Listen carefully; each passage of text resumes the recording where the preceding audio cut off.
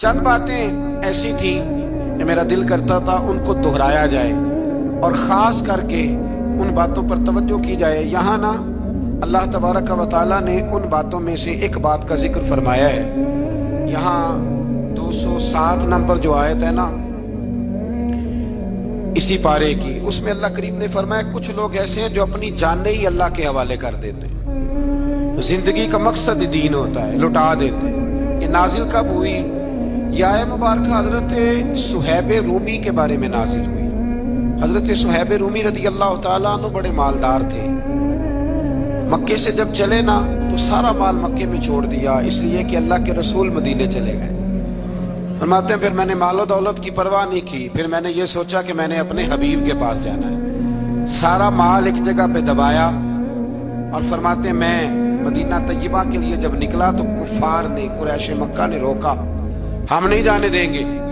تو حضرت صہیب رومی فرمانے لگے بھی سنو، میں کمزور نہیں، میں طاقتور آدمی ہوں، اور تم میں سے کوئی ایسا مائی کا لال نہیں جو تیر چلانے میں مجھ سے زیادہ سیانا ہو، تلوار چلانے میں مجھ سے زیادہ عقل مند ہو۔ جانا مدینے میں نے ہے، اب یہ ہے کہ تم بتاؤ میرے ساتھ تیروں تلواروں سے لڑو گے یا میں تمہیں ایک سودا بتاؤں، وہ سودا کرو گے؟ قریش کہنے لگے سودا کیا ہے؟ کہنے لگے میرا بڑا مال ہے، میں مکے میں دفن کر کے آیا ہوں، تم مجھے مدینے جانے دو، میں تمہیں سارے مال کا پتہ بتا دیتا ہوں۔ ہزاروں لاکھوں میں تھا مال تجارت، دیکھیں جب صحابہ مدینے جاتے تھے تو کتنی قیمت دے کے جایا کرتے تھے۔ تم مجھے جانے دو، میں تمہیں وہاں کا پتہ بتاتا ہوں۔ انہوں نے کہا جی بات ٹھیک ہے، آپ پتہ بتا دیں۔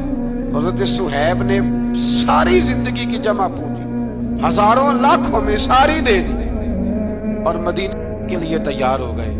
اللہ کریم نے اس بات کو بڑا ہی پسند فرمایا اور فرمایا وَمِنَ النَّاسِ مَن يَشْرِي نَفْسَهُ ابْتِغَاءَ مَرْضَاتِ اللَّهِ، فرمایا کچھ لوگ ایسے ہیں جو اپنی جانیں ہی بیچ دیتے ہیں اللہ کی رضا حاصل کرنے کے لیے، اپنی جانیں بیچ دیتے ہیں نَفْسَهُ ابْتِغَاءَ مَرْضَاتِ اللَّهِ، اللہ کی رضا حاصل کرنے کے لیے اپنی جانوں کو بیچ دیتے ہیں۔ تو فرمایا پھر اللہ کیا کرتا ہے؟ فرمایا واللہ رؤوف بالعباد، پھر اللہ بھی اپنے بندوں پر بڑا ہی رحم فرمانے والا ہے۔ جب یہ سارا مال دے کے مدینے پہنچے نا تو ان کے استقبال کے لیے جناب عمر پہلے سے موجود تھے۔ حضرت عمر رسیو کر کے نبی کریم کی بارگاہ میں لے گئے تو فرماتے ہیں حضور نے مجھے دیکھتے ہی فرمایا صہیب زندگی میں تم نے بڑی تجارتیں کی ہوں گی، پر یہ جو تم نے سودا کیا ہے نا یہ بڑا ہی نفع والا کیا ہے، یہ جو سودا فرمایا یہ تو نے بڑا۔ تو دین کے لیے جب آپ کوئی کام کرتے ہیں تو یہ سودا بڑا نفع والا۔ ایک مضمون اور یہاں ہے 216 نمبر آیت میں، وہ بھی بڑا ہی سمجھنے والا ہے۔ اللہ کریم نے جب جہاد فرض کیا نا تو فرمایا کتب علیکم القتال، ہم نے تم پر قتل کرنا، قتال کرنا فرض کیا ہے۔ فرمایا ہو سکتا ہے تمہیں یہ کراہت محسوس ہو، مشکل لگے، برا لگے۔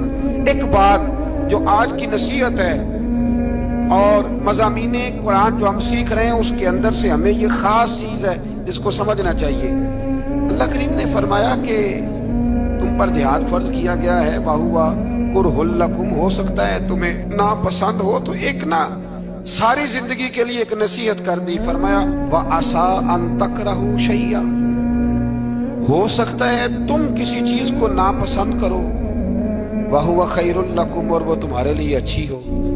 اللہ اکبر، یہ وہ بات ہے اگر سمجھ میں آ گئی تو کلیجہ ٹھنڈا ہو گیا، زندگی سکون میں آ گئی۔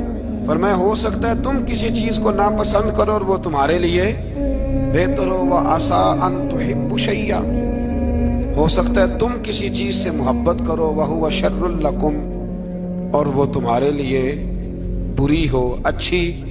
بس میرے رب نے ایک بات مسلمان کو بتا دی جو جینے کے لیے بڑی کافی ہے۔ فرمایا تم میرے اور میرے رسول کے حکم پر چلو۔ کیوں؟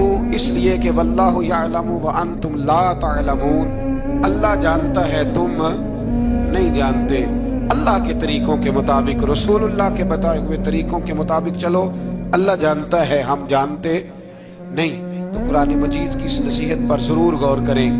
ایک شخص نے ایک دفعہ اپنی بیوی کی بڑی شکایتیں کی نبی کریم کی بارگاہ میں۔ تو رسول کریم علیہ السلام نے فرمایا ہو سکتا ہے اللہ تمہیں اس میں سے ایسی اولاد عطا کر دے جو تیرے لیے باعث خیر، جو چیزیں ہم ناپسند کرتے ہیں بعض اوقات اسی میں سے اللہ تعالیٰ ہمارے لیے خیر کر دیتا ہے۔ اللہ ہمیں سمجھنے کی توفیق عطا فرمائے۔